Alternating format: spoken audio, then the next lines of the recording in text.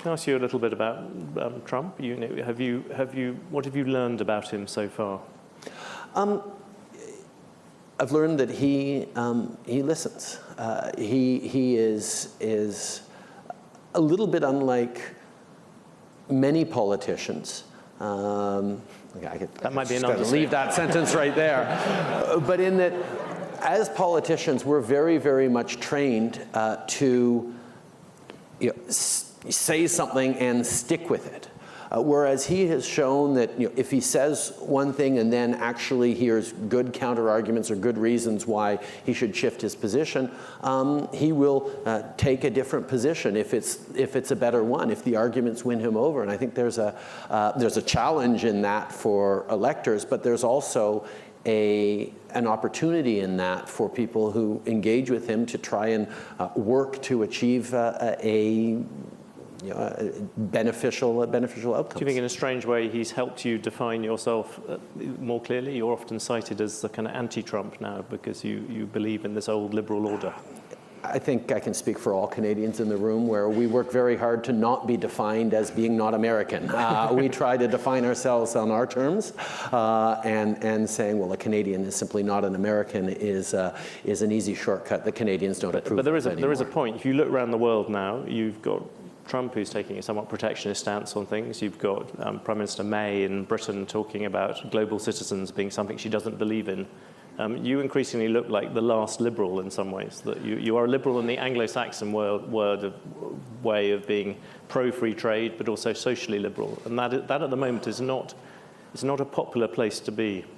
Well, I think that Canadians have understood that openness to the world, drawing in on diversity, respecting each other's rights, looking for ways to work together rather than to antagonize each other is what has made us successful and what has given us an incredibly stable society, stable economy, stable political situation in a world that is under certain. But ideologically, do you feel as if you have any natural allies out there nowadays?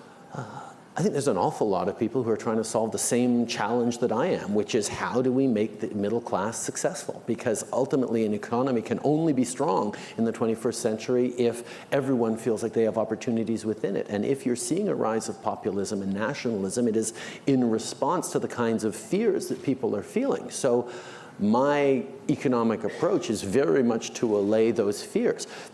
Those seem to be the approaches that a lot of people that you've cited are also focused on. How are we going to help the little guy? How are we going to help people who feel left out of success? The policy toolboxes we choose to use might vary a little bit, but we can always find common ground. Do you have any idea why populism of that sort hasn't really taken off in Canada?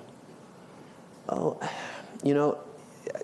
I think we can just look at what some of the narratives are coming out of the leadership campaigns of the other two major parties, and you can see that there is a strong drive towards populism, even in, or at least to use some of the populist tools. Even in our election in 2015, I made a conscious choice to try to draw people together, to work on allaying fears rather than highlighting them and exacerbating them.